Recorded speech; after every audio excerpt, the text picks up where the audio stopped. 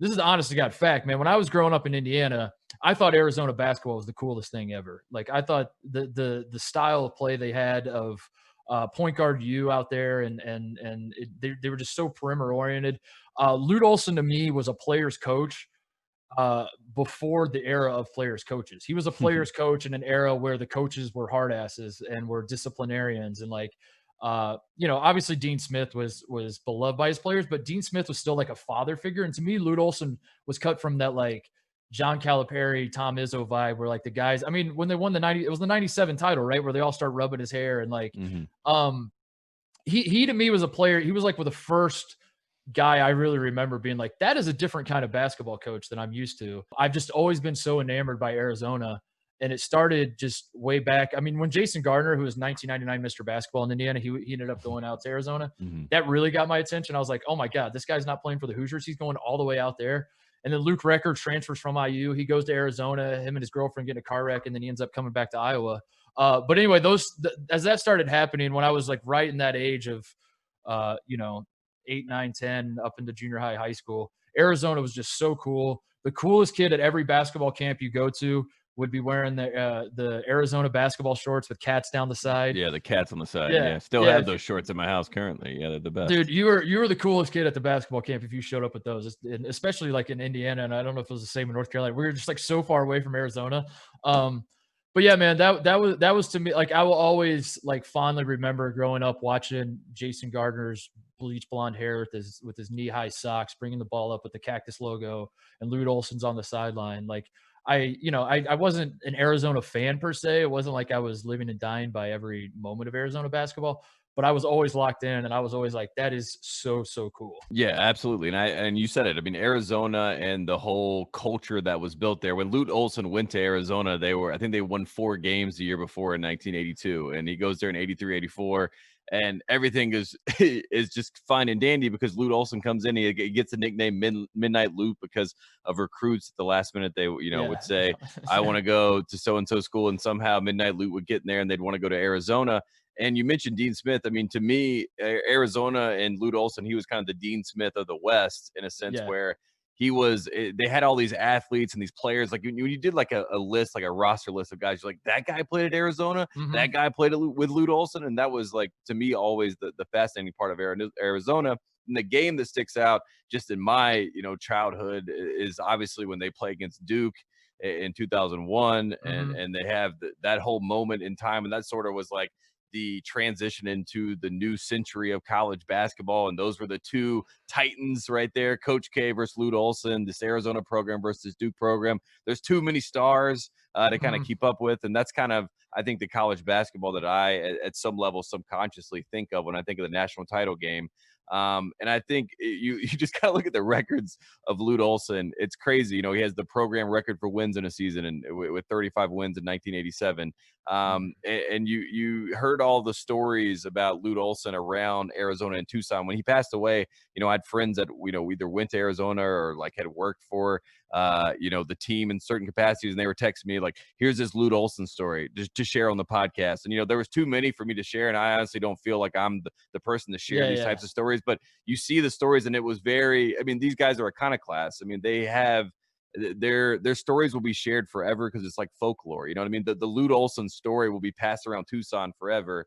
And he's always going to be alive in Tucson. And I think that's probably the most powerful thing about Lute Olson. That era of coaches, I think, is it was a golden age, as we kind of look back and see these guys and they all, I see Jim Boeheim and Jim Calhoun, all these guys coming out of the woodworks to give their quotes about, Lute Olson. You mentioned about the West Coast basketball. He's the Pac-10. This is a Pac-10 update. He's the greatest Pac-10 coach ever. You know what I mean? John Wooden is the greatest Pac-8 or whatever Pac version was. Like what was it called? Like the North, the whatever they call themselves, Western Alliance of Collegiate, greatest of that era. And then it's Lute Olson in the Pac-10, the Pac-12 to be determined. We're both saying Mick Cronin right now on the record, but we'll see what happens. It's still early, but Mick Cronin is still early. Mick Cronin, well. Sean Miller not doing so hot right now. Tucson fans earmuffs on that one, but that's what I mean. Like Lute Olson had this period of time where he dominated, and that was West Coast basketball. I mean, we make the jokes about West Coast basketball and the Pac-12 and all that sort of stuff. But Arizona was never a part of the joke for a period of time when Lute Olson was there. You know what I mean? They were completely a blue blood. They were in the game, and they had real skin in the game, and they had a real chance. And obviously, in 1997, they beat 3 1 seeds to a title. That's never happened since. Yeah. So I remember Lute Olson. I guess the only other thing I'd say, he had a weird transition from him to who took over. Was it Kevin O'Neill? Kevin O'Neill was the head coach right after him, right? That whole thing was like such a rocky thing, and I was, as an outsider, again, I don't want to speak on behalf of the people of Tucson or Arizona. I'm not doing that. I'm just kind of recounting what my thoughts were as all this was happening. I remember thinking it was like touch and go as to like what Lute's legacy would be, because he fumbled the ending, it felt like, because if you remember, he kind of took a leave of absence.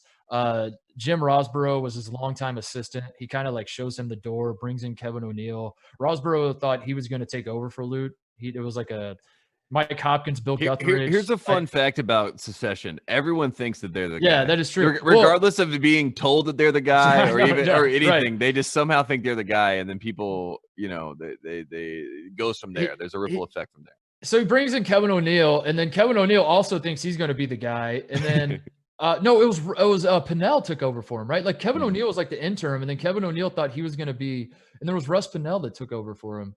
That ultimately, God, I can't even remember. That's how crazy it was. It was like O'Neill was like the interim coach, because then Lute going into 08, I want to say, he just starts getting all the rhetoric and talks about like how Kevin O'Neill's not going to be the successor, and then they say that he had an undiagnosed stroke, and like, yeah, it was just like a wild ending, but I think cooler heads prevailed, and like everything kind of stuff came out that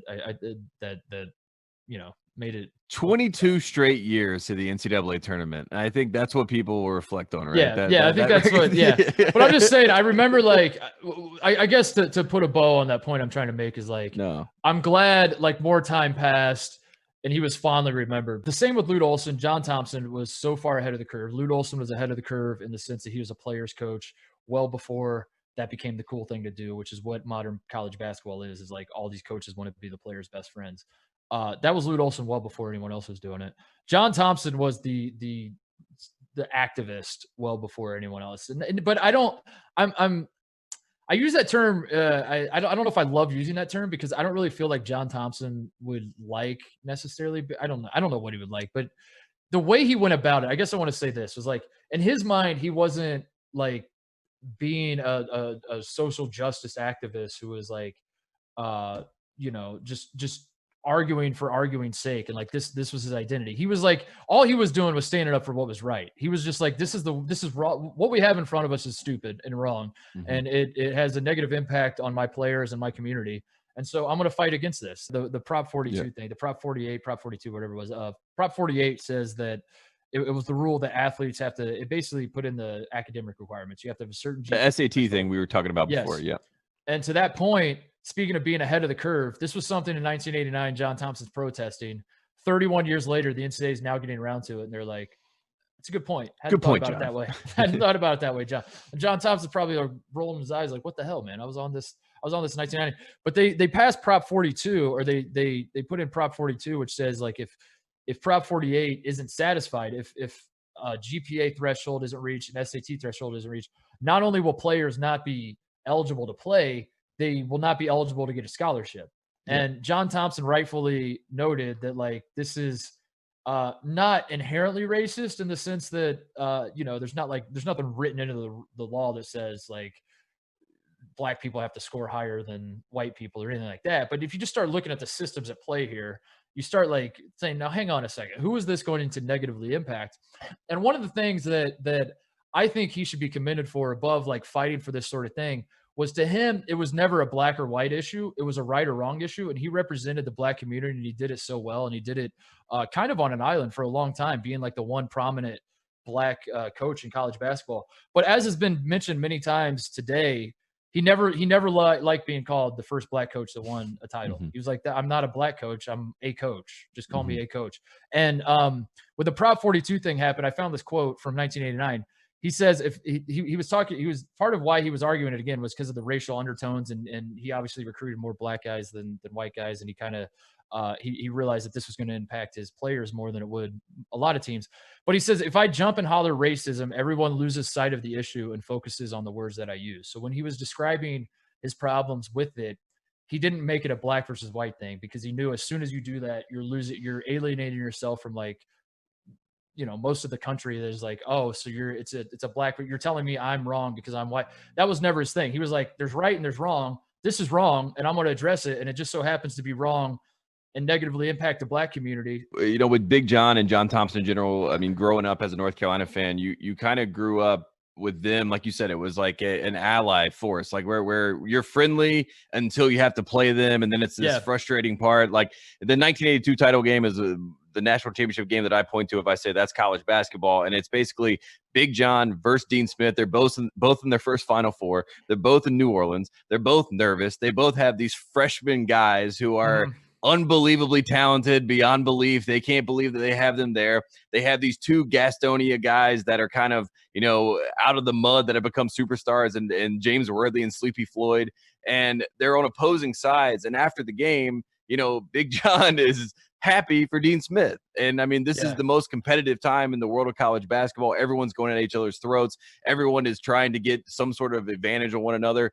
But 2 years later, right, John Thompson wins the national championship. And what's so crazy, I kept hearing this. He's the first, black head coach to win a national championship. And I didn't even know that, because it wasn't even like a thing that was ever touted about John Thompson. You know what I mean? Like he would never let that be like the phrase that would lead who John Thompson was. And I think, just kind of piggybacking on what you're saying, I think that's something that's in my mind. And then I remember as a kid, I was 10 years old and we went to DC. And we're driving up there. We're like doing the tour of the National Mall and stuff. I'm 10-year-old. You're in fourth grade. This is the time you do all that. And we went to Georgetown, and I remember looking at my parents, and I'm like, "What is this? Where's the other Georgetown?" Yeah, I was like, "Where's the HBCU Georgetown?" Yes. Like Georgetown is also like, he had 35 wins, the most in program history, just like Lute Olson. They hit these pinnacles with these guys, and you hope that they can get back there, but also who cares if they get back there? Because we had the peak, we had the best, and he's ours, and he will forever live on. And I think that's the great thing about Big John. I'm glad you brought up thinking Georgetown is at HBCU. That's been a revelation for me today, and seeing a lot of people that shared that sentiment and like recalling the John in North Thompson. Carolina. I mean, I'm telling you that's just what it was. Like that's what I thought it was. I would say in the same way that the Arizona shorts were like the cool kids at camp. I always felt like the Georgetown, at least amongst the black friends that I had growing up, like I knew so many black dudes I knew on basketball teams or whatever will wear Georgetown stuff, and I would ask them like, "Are you a Georgetown fan?" They're like, "Not really." Like it's just it's less about like the Georgetown Hoyas basketball team and more about the culture and the brand of like what Georgetown is, because the fact that you and I both thought they were at HBCU is not a coincidence. It's because John Thompson was so invested in the black community and was so invested in guys like Patrick Ewing, who kid born in Jamaica, raised in most of his life in Jamaica, moves to Boston, gets just the racism is I mean, I don't know how to describe it. It's as you might imagine, otherworldly. He's in through his high school years. He announces he does the visit to North Carolina. The story goes he sees a KKK rally and wanted to go play for Dean Smith, but was turned off by that. And Dean Smith's like, "You don't need to play here." And then he announces he's going to Georgetown at somewhere in Boston, like at his high school or whatever. And there were people in the crowd that like want him to go to Boston College or Boston University. They just get up and leave, and they were just like, "Screw this kid," like whatever. And the fact that like John Thompson welcomes that, like obviously it's easy to welcome a guy like Patrick Ewing when he's the best player in the country and all that, but just the fact that like John Thompson was a guy that could look Patrick Ewing in the eye and say, "I understand what you're going through, and I actually do," and no other coach in this country is going to. They'll tell you that they're not telling the truth. I'm telling the truth. I know what you're going through. I will shield you from that. I will. Like come play for me, and like I'll be the lightning rod for racism and hatred from opposing fan bases, so you don't have to be. Which it didn't exactly work out that way, but that was admirable about him, and like he carried that burden not only for his players but for other coaches, and for the longest time he was, as much as we keep saying that he didn't really necessarily love to be referred to as like the first black coach to win or whatever. But he was like the prominent black coach in college basketball. He was the guy. He was the guy in the room. He was the one voice in these Big East meetings when all these coaches, Jim Calhoun and Jim Boeheim and on down the line, all these legends of the game are talking about issues plaguing their conference and how do we make the conference better and all this kind of stuff. John Thompson's the only guy that was speaking up because he's the only guy that like knew. He's the one voice in the room that's different from all the other voices. And um, I just think like the fact that he carried this burden for so long, and he had to be the face of this. I don't know if movement's the right word, but just the face of the black community. And Georgetown basketball became like the brand and all that kind of stuff. And he was doing it alone, and at no point did he waver. Is just it's amazing, man. It's like just so crazy to think back on that. Like at no point was he like, maybe I should change course. Maybe I should, recruit more white guys, and like maybe all the Georgetown alumni who all seem to be white are upset with me because my team is all black. Like maybe I should cater to them a little more. At no point was he saying I should listen to other people. I know what I'm here to do. I care about my team. I care about my players. I care about these causes. And he just stayed true to that all the way through. And I don't know. There's a lesson in there, and the lesson is stick to your convictions, man. Because that's what I think of when I think of John Thompson. Is like a guy like that. That like at every turn of his career, he was told, "You're wrong. You're doing the wrong thing. You should do it this other way." And he was like, "Actually, I think you're wrong, sir." And then in the end, he proved to be right all along, And it kind of comes all together with the Lou Carnesecca sweater. You know what I mean? He's like, everyone's like, don't wear that sweater. That's Lou's sweater. That's what Lou does. And he's like, no, I can wear this sweater. I can do whatever I want to. And I'm going to punk whoever in this league because we're the best team in this league. I'm not afraid to say we're the best in this league. And even when he walks out of the Boston College game, like you brought up, I mean, when that moment happens, there's 15,000 people apparently that give him a standing ovation. That moment, like those moments in time, like I watched his interview from the 1987 Final Four, and it's Providence is playing Syracuse, and it's Big John and Dean Smith, and they're talking to each other, and they're interviewed by Jim Nantz, and Jim Nantz is being serious. He's a capital J in this moment. He's like, they're doing, they're doing drug testing now in college basketball. Your thoughts, Dean Smith? And Dean Smith's basically like, well, I don't think it's right, but we're just trying to play basketball. It's for the kids, and leans over and keeps watching the game. And Big John's like, I think it's horrible. Like, I think you know what I mean? Like, I think it's taking it a step too far. Like these kids, like if it's an issue, then yes, that could be the case. But it was one of those moments in time where like these two great coaches are here to kind of like play the game like we see today. You're supposed to kiss the ring. You're supposed to kiss the ring. Yeah. The Final Four is going on. We're back in New Orleans. Last time we were here, you guys were in the Final Four. Let's do this whole thing.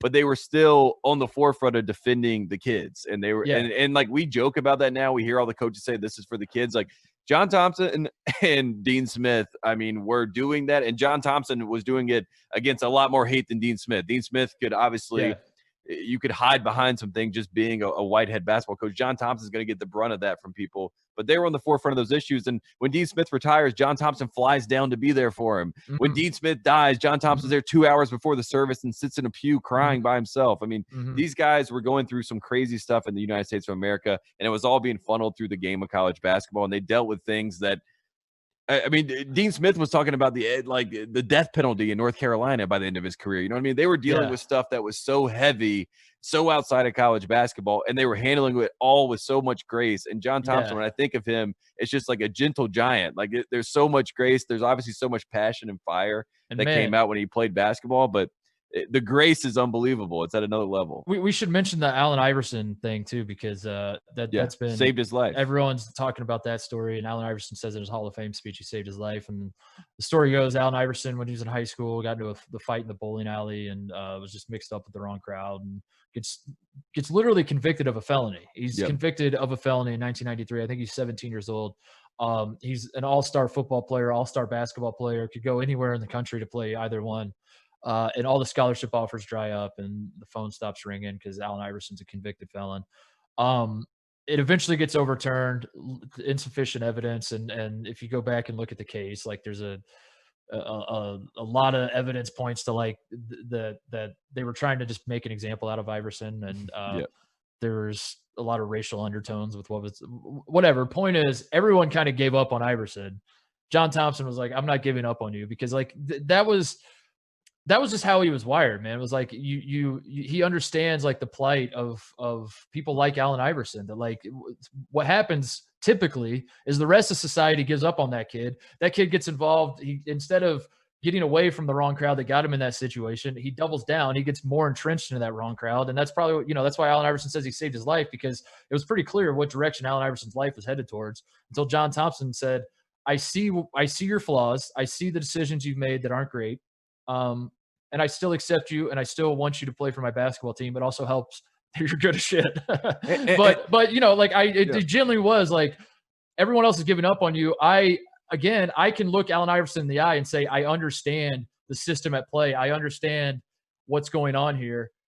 I believe in you, believe in me, and come to Georgetown and don't make an ass of yourself. And that's how we got Allen Iverson. And after I was 11 years old and went to Georgetown one time, the fact that Allen Iverson from the Tidewater area in Hampton, Virginia, and if you've been down to Newport News or Hampton, you know that whole area, the fact that John Thompson's like, I'm going to take you and pluck you out of this place and put you in Georgetown. Yeah.